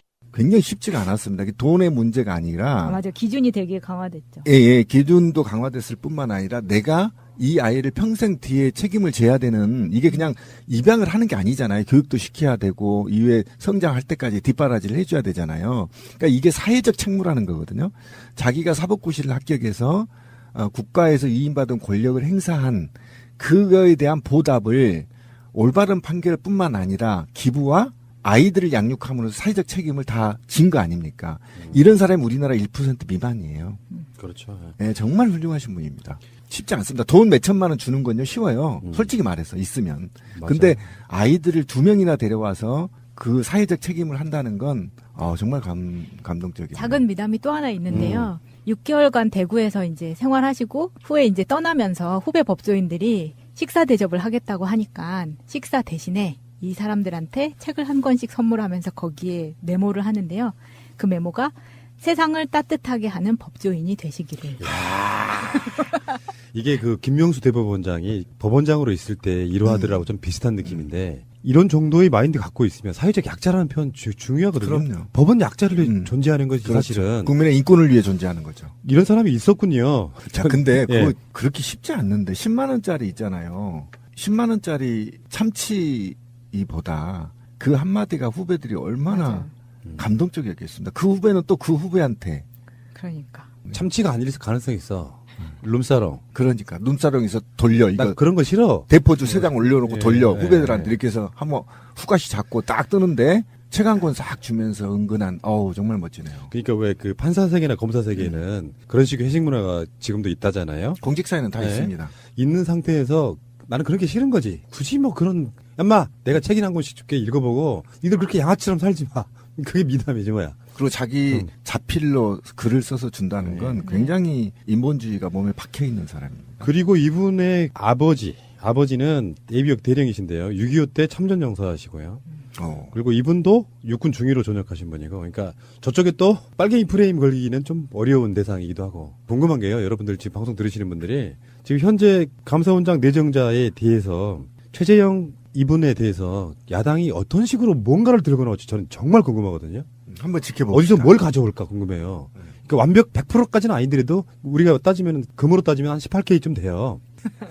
순금까지는 아니더라도 근데 여기서 얼만큼 더 흠집을 낼지 한번 지켜볼 일인 것 같습니다. 그리고 이것과 관련해서 이렇게 훌륭한 감사원장이 모처럼 10몇 년 만에 나왔는데 제발 국회에서 있잖아요. 감사원이 정말 성역 없이 감사할 수 있도록 제도를 좀 보완해야 된다. 오케이. 이것만 해도 대한민국은 감사원만 제대로 서도 대한민국 올바르게 잡을 수 있다. 그래서 좀 국회의원들이 좀 나서달라. 감사원을 어떻게 하면 정치에서 벗어나서 정말 부정부패만 잡는 감사원으로 거듭 태어날 수 있는 것인지 우리 시민들도 같이 고민해야 된다. 사법연수원장이라는 자리는요, 이명박근혜 시절을 거치면서 판검사들이, 특히 판사가 승진 시스템이 있잖아요. 그 승진하는 곳에서, 그 길목에서 정권의 눈 밖에 나면 가는 자리가 사법연수원이었어요. 한직이었던 거죠, 사실은. 그랬던 면에서 보면 꼿꼿한 사람이었기 때문에 한직으로 돌 수밖에 없었던 그런 것들이 있죠. 네. 아, 그랬구나. 네. 워낙 강직하기 때문에. 예. 그리고 이런 측면이 있습니다. 최재형 감사원장 지명자하고 김명수 대법원장도 마찬가지고 결이 문재인 대통령과 비슷해요. 그렇죠. 다 법하신 분들이잖아요. 그런 관점에서 보면은 이제 그러한 인물들이 본격적으로 우리나라를 끌어가는 리더들을 자리에 올라가는구나 생각하면은 사회는 많이 좋아질 거라고 보고요. 아까 신비님 말씀하신 것 중에 전에 본인이 막 주장하신 것들이 있어요. 법대로만 해도 돼. 그렇죠. 감사원장이 정해진 법대로만 해도 돼. 많은 기대가 되고요. 일단 야당들은 어떤 이유를 들어서 또 이분을 반대할지 궁금합니다. 완전한 대한민국 문재인과 손잡고 다시 하는 우리 대한민국. 끊지 마세요. 끊지 마세요. 민주주의 최후의 보루는 깨어있는 시민의 조직된 힘입니다. 이게 노무현 대통령 묘비로 쓰여 있거든요. 오록이죠. 네. 네, 노무현 대통령이 만든 오록이고 제 가슴 속에 지금도 박혀 있는 거고 저는 이걸 시행하고 있습니다. 시민의 눈을 통해서. 그래서 이걸 들으면 제가 숙연해져요. 민주주의 최후의 보루는 깨어있는 시민의 조직된 힘. 이게 현재 SNS를 하는 사람들의 기본적인 생각이에요. 그래서 입당도 하고 뭐 여러 가지 방식으로 깨어 있으려고 노력하잖아요. 그렇죠. 근데 그게 묘비를 쓰신 분이 바로 신영복 님. 예. 돌아가신 지 얼마 안 되셨고 그분이 쓴 그 원문, 그러니까 붓글씨로 쓴 원문이 지금 현재 청와대에 걸려 있대요. 관저에 걸어놨다고 하죠. 그러니까 이 뉴스가 저는 뭉클한 게 저도 뭉클했어요. 노무현 대통령의 어떤 유지 같은 거를 잊지 않겠다라는 일종의 각오 같은 거거든요. 그렇죠. 아, 그래서 되게 정말 뭉클하더라고요. 비명에 간 형제 같은 대통령. 그 저도 이제 이 얘기 듣고 참 가슴이 뭉클했는데 그래서 그 노무현 대통령의 철학이 무엇인지를 다시 한번 깨닫게 된 거잖아요. 어쨌든 그런 측면에서 지금 대한민국 오늘 시점 촛불혁명의 근원이 바로 깨어있는 시민들의 조직된 힘으로 된 거잖아요.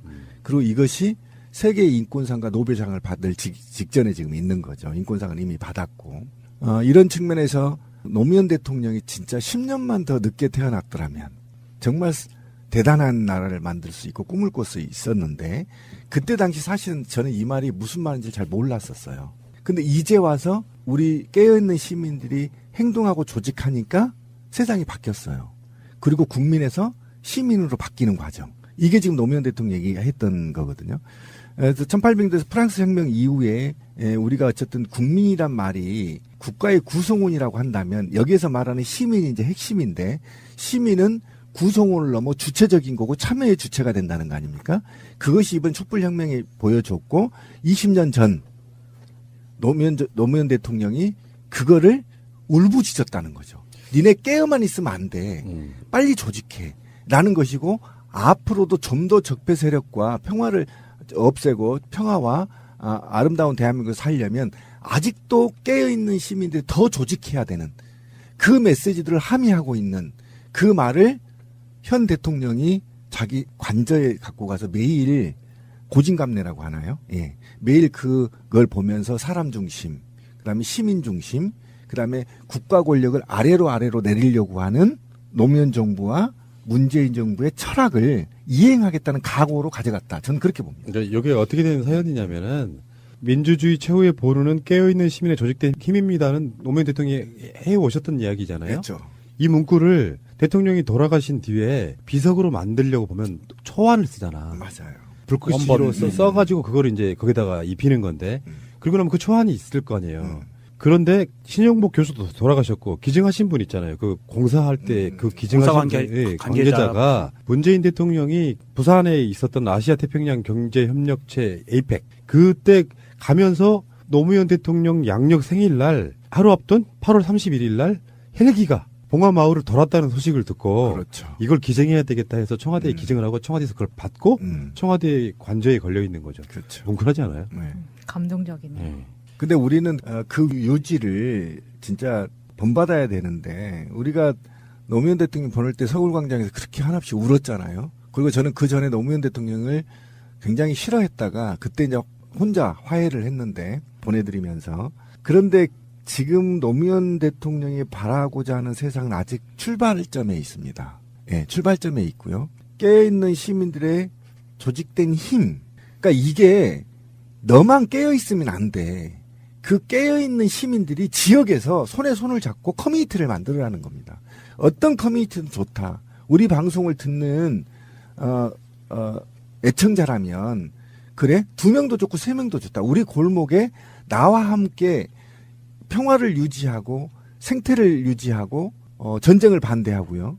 그다음에 민주진보운동 복지국가를 만들기 위한 아주 작은 단위 그 골목에서 2-3명이 모여서 커피 마시면서 동네 커피점에서 커피를 마시면서 요즘 왜 정우택이는 그래? 그러면서 상식을 향해 논의하고 토론하는 그거를 지금 만들어야 된다는 겁니다.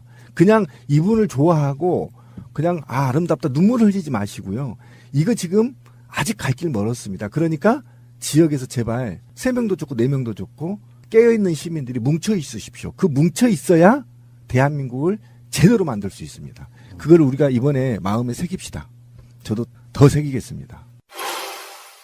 우리나라는 정치 후진국, 언론 후진국, 복지 후진국 3가지 측면에서의 후진국 이것만 벗어나면 우리나라 바로 선진국 갑니다. 앞으로 한국의 민주주의는 갈 길이 조금 더 남았습니다. 나라가 통합된 그런 민주주의, 지역으로 갈라서 싸우는 민주주의가 아니라 정치가 아니라 정책을 가지고 이치를 가지고 이해관계를 가지고 서로 합리적으로 다투고 견제하는 그런 민주주의, 성숙한 민주주의 한번 봅시다. 그래서 정책으로 경쟁하는 정치를 해야지 지역으로 대결하는 정치를 절대 하면 안 됩니다. 반드시 극복해야 됩니다. 자기 선거에서 경쟁 없이 당선되겠다고 하는 이와 같은 획책에 그야말로 호남의 국민 여러분들이 절대로 휘둘려서는 안 됩니다. 우리 시민들이 할 몫이 있습니다. 그것은 참여. 정치인들은 정치에 발을 내려놓는 순간 다음 자기 당선을 위해서 소신껏 나가기가 어렵죠. 시민들은 그렇지 않습니다.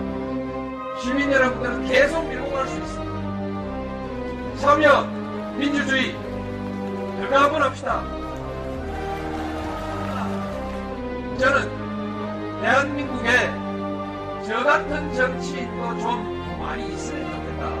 저는 실패할래야 실패할 수가 없습니다. 여러분이 계신데 제가 어떻게 실패할 수 있습니까? 제가 오늘 딱 말 놓고 하고 싶은 얘기 한마디 하겠습니다. 야, 기분 좋다!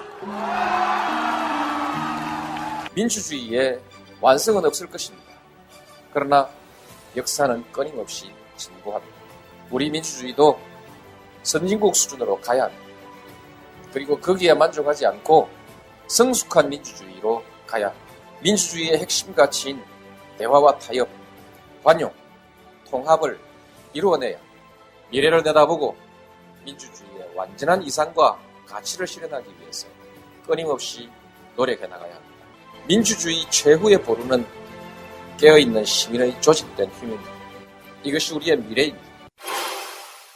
자유한국당의 이중성이랄까요? 세월호 유골은폐 사건 났을 때 막 엄청 비난했잖아요. 네. 난리를 쳤었죠. 정말 최소한 자격 없는 자들의 이야기인데 네. 역겨웠죠. 안산시 의회에서 세월호 조례를 부결시켰어요. 오늘 그게 안산 시민들이 그 조례를 만드는 거예요. 그래서 시위에 올라간 건데 이건 안산 시민들이 직접 만든 거거든요.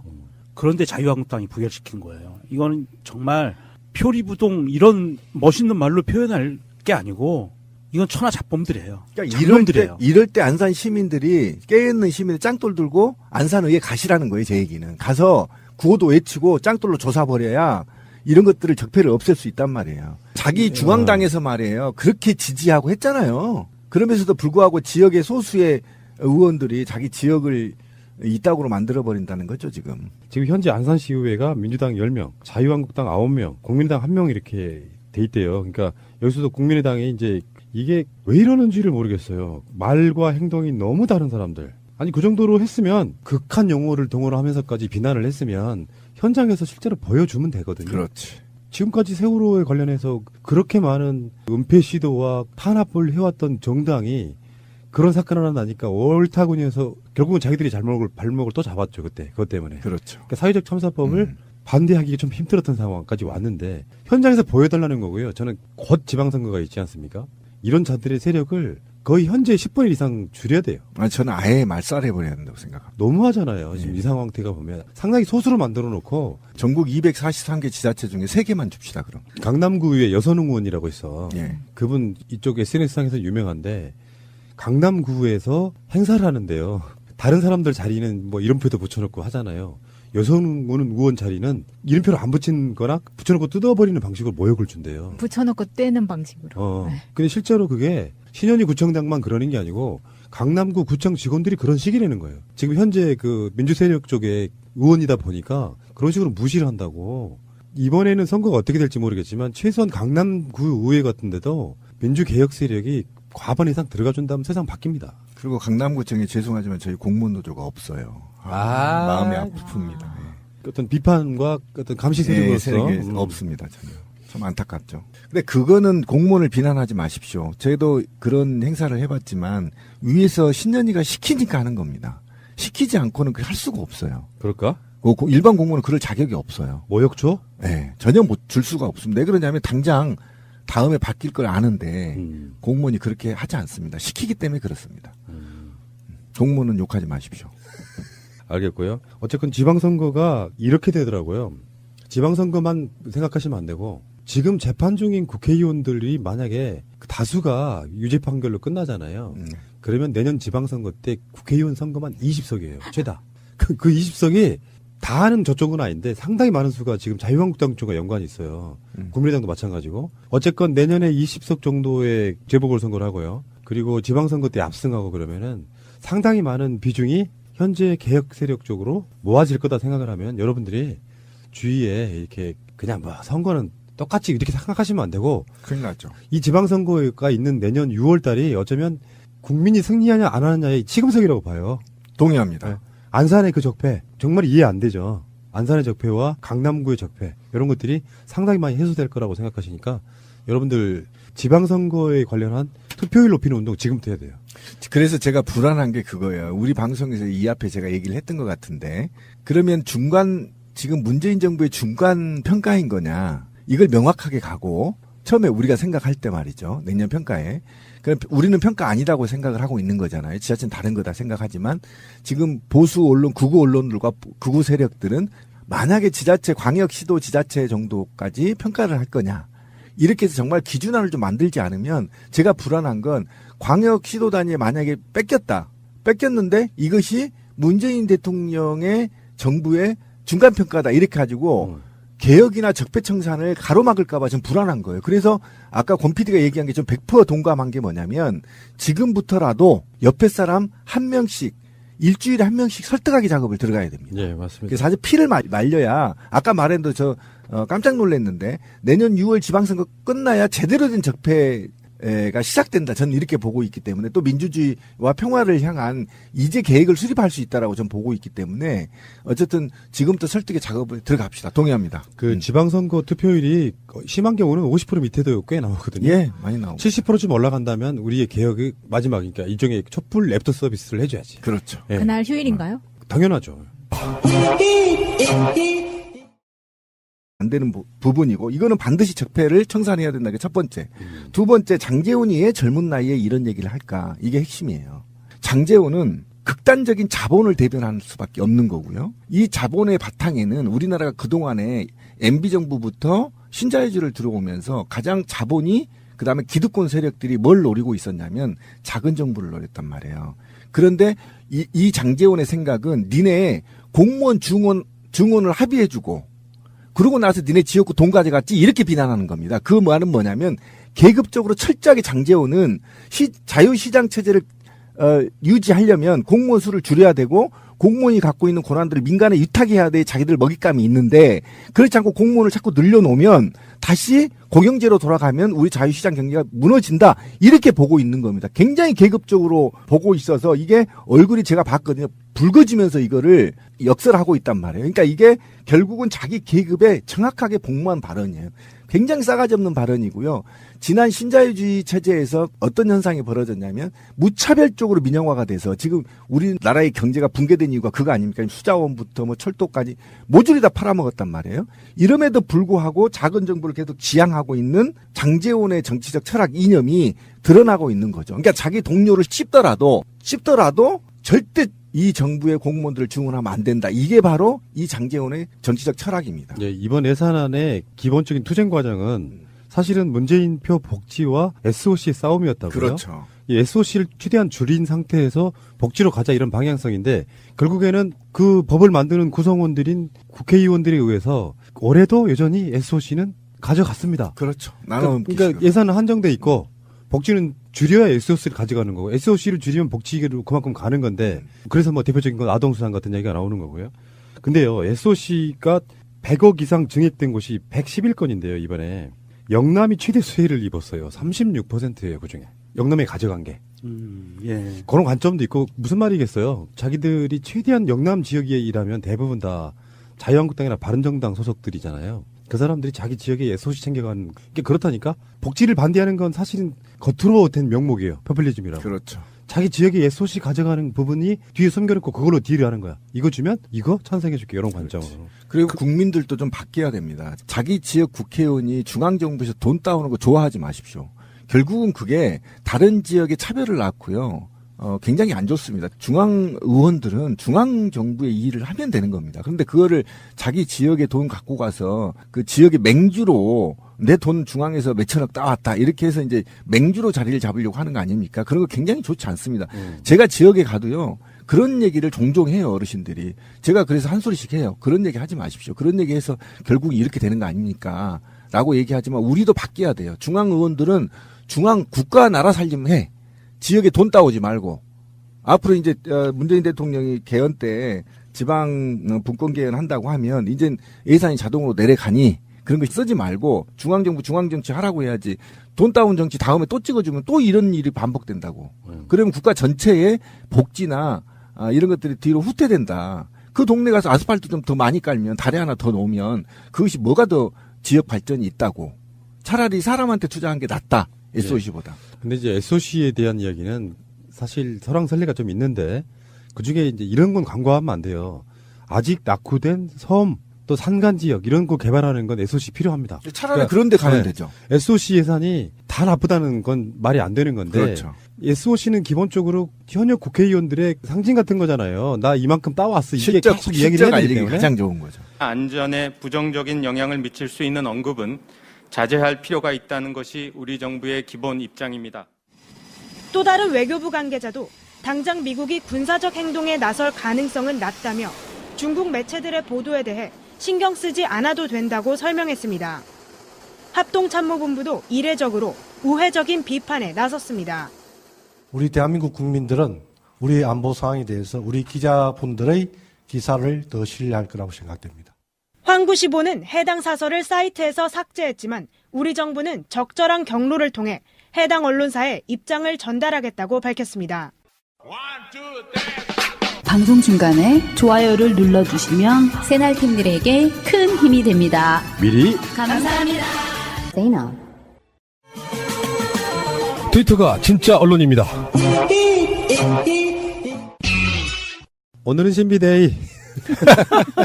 자, 신비님 나오셨고요. 예, 반갑습니다. 자, 그리고 명종님. 안녕하세요, 유명종입니다. 그리고 마차님. 안녕하세요, 마차입니다. 예, 목소리 활짝 좋고요. 목소리도 예뻐지고 있어요. 예, 가족끼리는 작업하지 마시기를.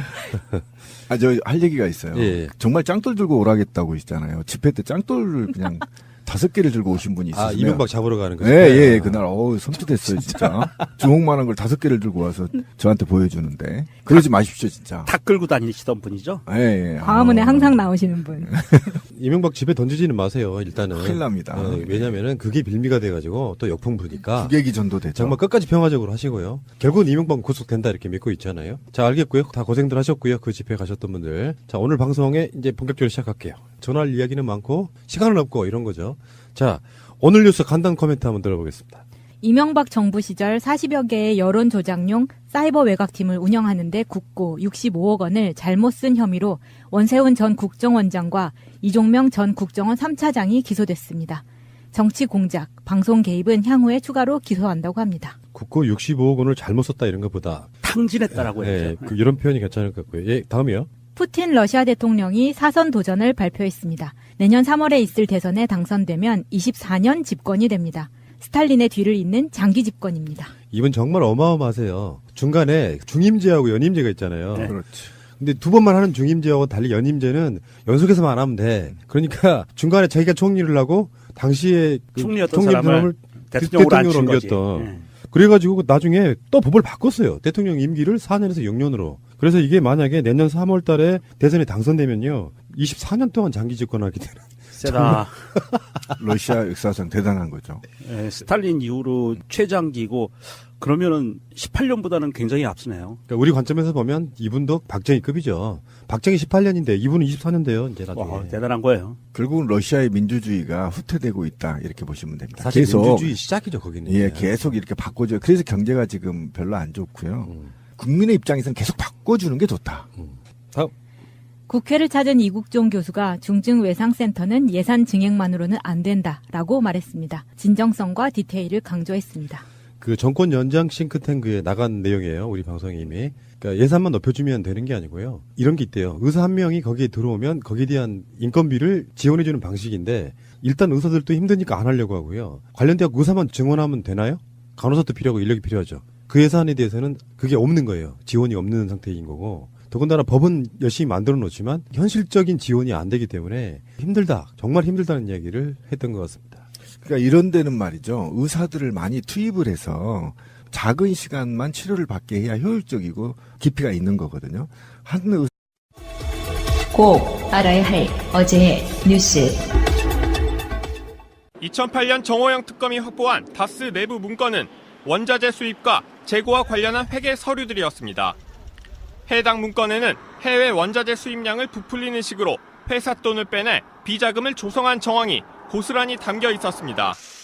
그런데 당시 특검 조사를 받은 다스 내부 관계자는 취재진에게 특검이 확보했던 회계 서류들을 그대로 다시 돌려줬다고 밝혔습니다. 특검이 비자금 120억 원을 발견하고도 회사에 돌려준 데 이어 주요 증거물까지 피의자에게 돌려준 겁니다. 당시 다스에선 주요 문서들에 대한 폐기가 이루어지고 있었습니다. 빼돌려 같은 게 아니고 소각 하락하는 거야. 아직 없애려고 그러지. 실제 다스 측은 이동영 부사장 등 임원 지시로 특검이 돌려준 문서들을 모두 폐기했던 것으로 드러났습니다.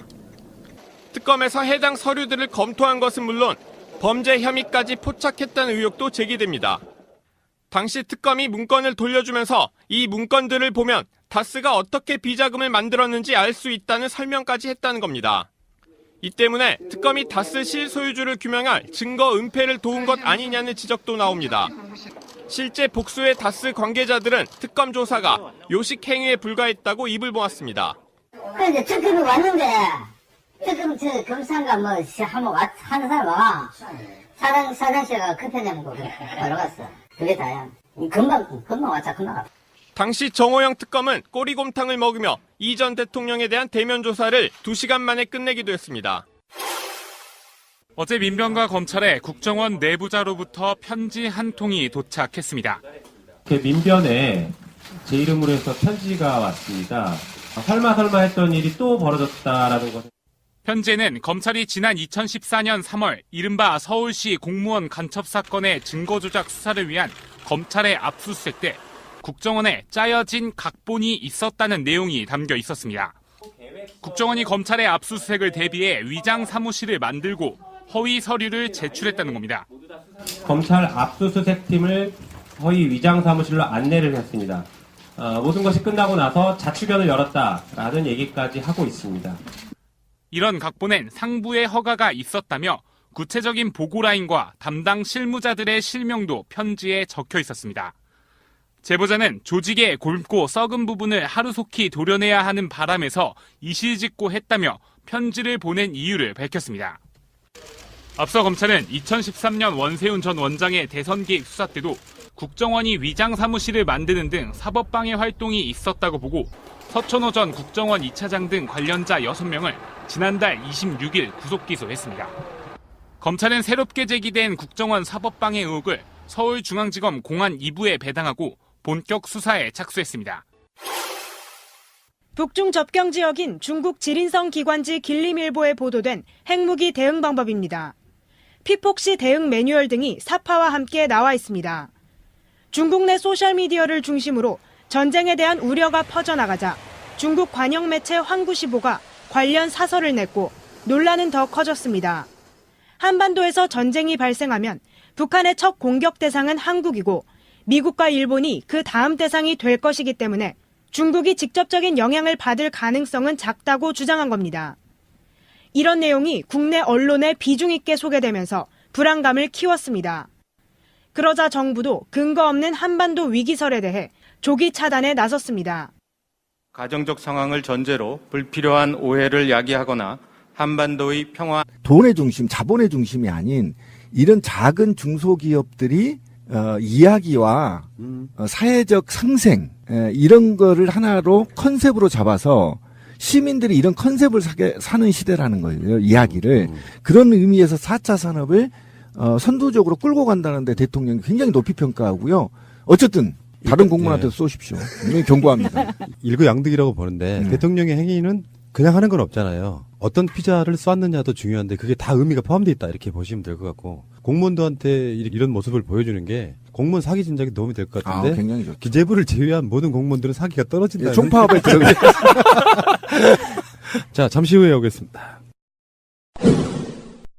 자, 이 시간에는요, 그 정치권 뉴스들 주로 하는데, 일단은 앞부분은 야당 뉴스들로 한번 해보겠습니다. 야당이 정말 재밌게 돌아가는 게, 장제원 자유한국당 수석대변인, 이 사람이 자기 당 원내대표에게 직격탄을 쐈어요. 그 임기 끝나니까. 네. 그 이번에 예산안 하면서 주요 정당들의 원내 지도부의 지역구에 할당된 거. 무원식 더불어민주당 원내대표 지역구에는 1억 2,500만 원. 얼마 안 됩니다. 겨우. 그런데 정우택 지역구는 211억. 다음에 김광림 정책위의장 지역구에는 140억. 우와. 그리고 김동철 원내대표, 국민의당 원내대표 지역에는 2,069억 원.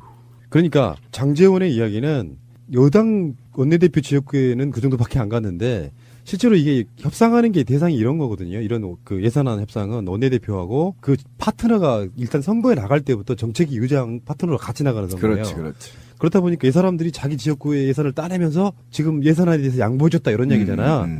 정우택 입장에서는 정말 대박 난 겁니다, 지금. 그렇죠. 그러니까 대박이라는 표현보다는 얼굴 벌게질 이야기가 지금 한 거거든요. 그렇죠. 근데 보니까 여기서 하나 알 수 있는 것. 홍준표는 정우택을 무지하게 싫어한다. 사실은 당의 수석 대변인은 당대표의 입이에요. 홍준표의 의중이 엄청 반영된 엄청난 디스. 그래서 수석 대변인은 저번에 사퇴한다고 하지 않았어요? 그거 맞아요. 하고 있으면서 또 뭐 하냐면 하루 파업하겠다고.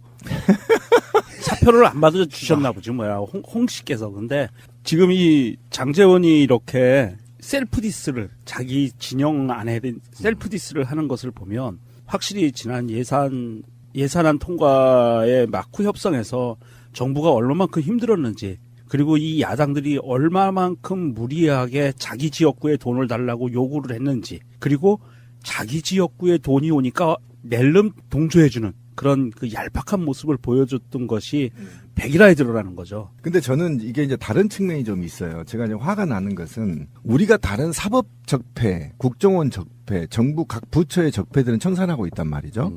그런데 국회 적폐가 바로 전 이거라고 봅니다. 원내대표라고 해서 자기 지역에 최경환이 5,200억 가져간 거 제가 격분한 거 우리 방송에서 기억나시죠? 네. 제가 사족을 좀 달면 말이죠. 오대산에 있는 절 큰 게 이름이 월정사 있죠. 월정사. 월정사에서 딸린 절을 가면 비구니 절이라고 있어요. 그게 한 4km 정도 되는데요. 그곳이 아스팔트나 콘크리트를 다 뜯었어요. 친환경 도로라고 해서 신장로로 만든다고 하나요? 그렇게 해서 이제 자연과 융화되는 도로를 만들겠다고 해서 그런 산속 같은 데까지 아스팔트를 깔 필요가 없다 이런 거였죠. 그런데 최경환 같은 경우는 자기 동네 마을 동네까지 다 아스팔트 깔았잖아요. 갔다가 이게 정치가 아닌데 이번에 제가 이 두 가지로 보는 이유는 장제원이 셀프디스 한 거지만 결국은 아직도 원내대표니 어쩐지 아까 말하는 간부들의 임원들의 예산 나눠먹기에 빠져 있구나. 어떻게 패륜 세력인 정우택 지역에 이렇게 많은 돈이 갈 수가 있죠. 전 도대체 용서가 안 되는데 그 대목은 이제 그렇게 용서가 의사를 8시간 내내 돌리면 이거 정신병 걸려서 의사들 못 합니다. 중증환자센터는. 그래서 이런 경우는 이제 디테일하게 구체적으로 시간과 의료 행위들을 쉽게 해줄 수 있는 시스템이 필요한 거죠. 돈뿐만 아니라. 제도로서의 민주주의가 흔들리고 구타는 일은 이제 없습니다. 민주주의가 밥이고 밥이 민주주의가 되어야 합니다. 여러분들이 피자 좋아하십니까? 예, 저 네. 혼자 한 판 다 먹습니다. 지금 이것 때문에 지금 어쨌든 전공로 총파업 들어가야 되겠습니다. 왜 이래요 또? 누구는 피자 쏘고 누구는 안 쏩니까? 기재부만 피자 쏘고 우리 지방 공무원들 안 쏘죠. 그러니까 일 열심히 하란 말이야. 열심히 하고 있잖아요 지금. 문재인 대통령이 기재부 직원들, 그러니까 지금 국회에서 예산 통과했고 그 예산 짜고 이러느라고 또 법이 통과했으니까 거기에 맞춰가지고 뭔가 작업을 해야 되잖아요. 우리나라 예산을 집행하는 기관이 기획재정부인데 기획재정부 직원들한테 피자를 쐈는데요. 350판. 와, 놀았어. 근데 이게 사실상 저가 피자라서 그렇게 많은 비용이 들어간 건 아니에요. 브랜드 얘기해도 되잖아요. 피자마루. 네. 지금 뭐 이니 피자로 난리가 났대요. 이니 피자로 난리 났. 우리 동네도 이 피자 마루가 있었는데 그 가격이 없어졌어. 일단은 전공로 조합원으로서 강력하게 항의를 하고요. 100만 공무원한테 다시 다 한 판씩 쏘라고 강력히 촉구합니다. 누구는 공무원이고 누구는 공무원 아닙니까? 일단 만약에 안 쏘면 총파업을 돌입하겠습니다. 악플을 부르는. 그런데 진짜 참 문재인 대통령은 어디 하나 버릴 게 없죠. 그렇지 않아요? 아니 이 피자마루를 선정을 하는데도 굉장히 꼼꼼하게 다 찾아보셨더라고요. 예, 바로 그거죠. 이 피자마루라는 브랜드는 국내 브랜드인데 창사 이래 분쟁이 한 번도 발생하지 않은 브랜드로 유명하다고 합니다. 피자마루가 어쨌든 사회적 봉사와 가맹 접조의 상생을 실천하는 대표적인 기업이라는 거죠. 그러니까 피자를 그 똘박들은 이게 피자 한 판 쐈다, 돈 어디서 쐈냐 이렇게 또 트위터 날리고 그러죠. 지 돈으로 쐈냐, 국비로 쐈냐 이렇게 쏘는데 그게 아니에요. 이게 지금 피자 한 판이 갖고 있는 함의는요 대단하더라고요. 그러니까 지금 파리바게트 하고요. 그 다음에 각종 피자헛, 미스터 피자들이 갑질로 지금 사회적 그렇죠. 물의를 일으키고 있잖아요. 예, 맞습니다. 그런데 이 지금 피자집 피자마루는 사회적 봉사와 가맹 접촉 꾸준히 지난 상생을 통해서 기업을 발전해 왔단 말이에요. 그러니까 바로 이런 점을 높이 평가해서 이걸 사회적 언어로 던진 겁니다. 그렇죠. 메시지를 던진 거예요. 굉장히 훌륭한 거고요. 이게 피자도 맛있지만 이런 의미를 우리 국민들이 거의 이제 알고 있다는 겁니다. 그러니까 갑질하는 회사 것을 일부러 안 쓰는 이유가 다 이런 게 있는 거고 우리 동네에 피자 마루 말고요. 치킨 마루라는 것도 있어요. 아마 같은 회사일 것 같은데 느낌적으로 저가 치킨으로 되게 유명해요. 그래서 치킨 마루는 옆에 있는 고가로 하는 유명한 또 그 비모 그렇죠, 치킨이 그렇죠. 옆에 예, 바로 예, 있는데 손님들이 봤을 때 가격 차이가 거의 한 3배 이 정도 차이가 나더라고요. 치킨 자체가. 네, 피자마루도 다른 브랜드 피자에 비해서 30-40% 정도 저렴해서 처음에 저 가격 보고 이거 왜 이렇게 싸지? 이 생각이 들 정도였어요. 근데 저는 참 궁금해요. 어떻게 대통령이 이렇게 다 이렇게 하나씩 섬세하게 체크해 갈 수가 있죠? 그러니까 피자마루도 그런 게 아니에요. 지금 BBQ 갑질로 대통령이 또봉이 치킨을 쓰시잖아요. 여기도 또 똑같아요. 그리고 보세요. 그 다음에 라면도 오뚜기 순라면 드시잖아요. 오뚜기 신라면은 뭐야? 순라면. 오뚜기 진라면. 아니요, 진라면이에요. 진라면. 진라면 순한 맛? 그렇죠. 순한 맛. 네, 맞아요. 근데 이런 게 다 사회적 메시지를 던진다는데 굉장히 중요한데, 이제는요, 이게 제가 아주 생각을 해봤어요. 누가 과연 이런 생각을 할까 했더니, 4차 산업 시기에는 대기업 중심으로 한